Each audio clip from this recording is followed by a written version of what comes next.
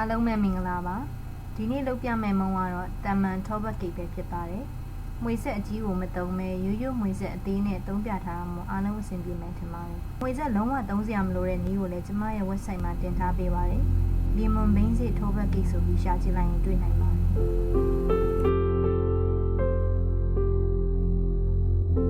တယ်ကြားနဲ့ထောပတ်ကိုဖြူပြီးပွာလာအောင်မွေပေးရပါမယ်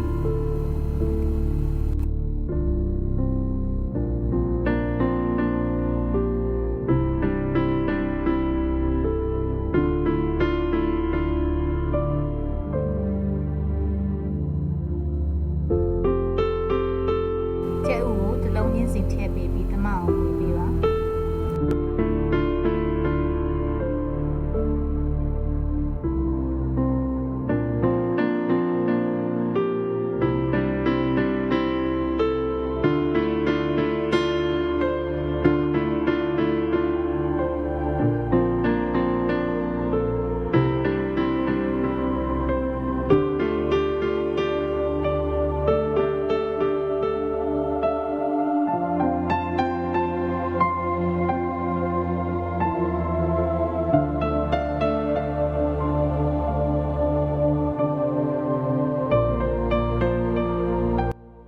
ကျက်ဥတွေအားလုံးသမသွားပြီဆိုရင်တော့ဂျုံနဲ့နွားနို့ကိုရောထည့်ပေးရပါမယ်ဒီနေရာမှာဂျုံကို3ပုံပုံပြီးနွားနို့ကို2ပုံပုံပါ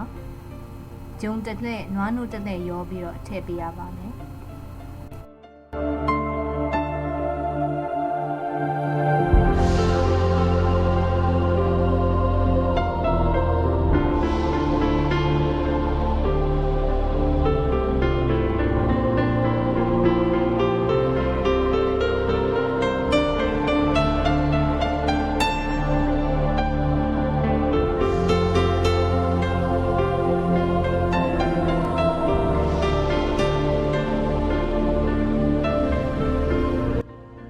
ဗနီလာနဲ့ဝင်နဲ့နွားနို့တွေမှာတခါလေးရောမွေပေးပါ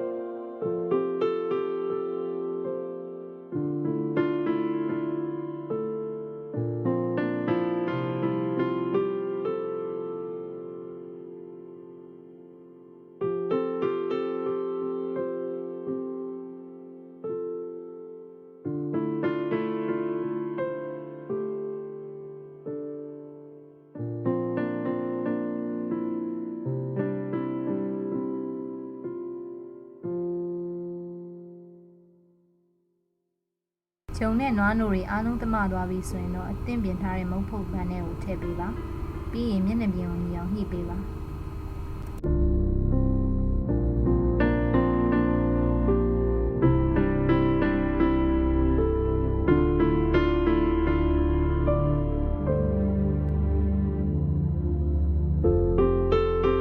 190ဒီဂရီအပူပေးထားတဲ့အာဗန်မှာ45မိနစ်လောက်ဖုတ်လိုက်ရင်တော့မုံရပါပြီ